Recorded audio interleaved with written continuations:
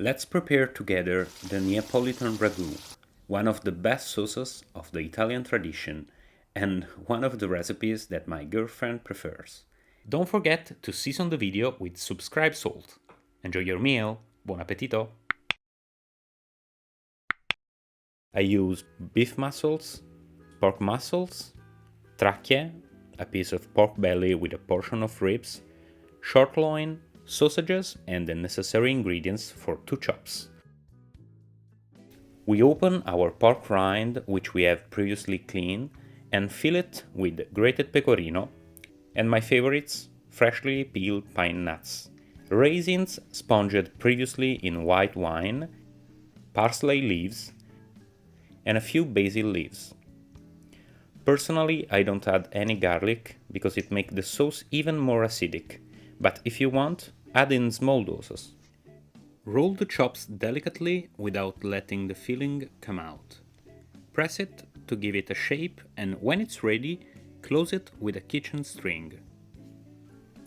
We close the chop with a kitchen twine, we go under the chop, then we do 1, 2, 3 turn aside.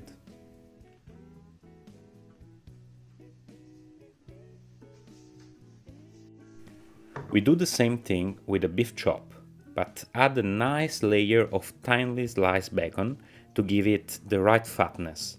Then chopped cheese. You can use Parmigiano Reggiano or even better San Pecorino. Grated pecorino. We go basil leaves, whole parsley, do not chop it, pine nuts and raisins. Let's put it on a cutting board and pass the string under and over the chop. Then make 3 or 4 turns around the chop. Close with a couple of simple knots. We add olive oil to a pot, if you have an aluminum one is perfect, and use the largest pot you have. It may seem like a lot, but my family is large and hungry, and this portion in question are for 10 people. Add a couple of tablespoons of pork lard, high heat, and wait until it smokes, then arrange our pieces of meat, allowing them to seal well. Do not rush and let them brown.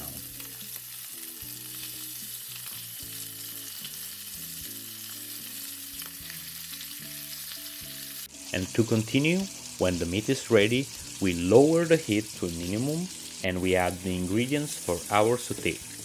Onion, abundant basils to refresh the sauce, garlic if you want, but always not too much. At this point, we add a scant spoonful of cocoa powder to the meat. I know it might seem crazy, but it serves to flavor the meat. It's a trick that I saw for the first time in a video by chef Antonio Sorrentino, who in terms of Neapolitan cuisine is one of the best. We add 2 cans of tomato paste, we raise the heat, then we pull with a glass of still red wine. We add 5 liters of tomato puree and clean our jar with water, filling them halfway. Then we will empty them into a pot, so we will add about 3 liters of water. Once the water and the tomato puree have been added to the pot, let it cook on a very low flame for 8 to 10 hours. As soon as it reaches the boil, add a teaspoon of salt and let it cook uncovered or with some protective net over it. I warn you, your kitchen will become very dirty, but it's worth it. After 4 hours, take out all the tender piece of meat from the sauce and let them cool. At this point, the ragu will be free of pippiare. You can hear the pip in the video and understand what the Italian word means, which is evaporate all the water from the sauce. Don't mix the sauce compulsively, but when it becomes too tight, add a little water several times. You can taste the ragu as it is with a nice piece of bread, but la morte sua, or rather the best way to cook it, is to season the pasta with it. I highly recommend to do so. Some Parmesan cheese, a few basil leaves on top. The proportion I have indicated are enough for 1.2 kilos of pasta. I recommend adding the sauce to the pasta and not the pasta to the sauce. In this way, you don't risk to add too much sauce to the pasta. This is the dish I made for the video,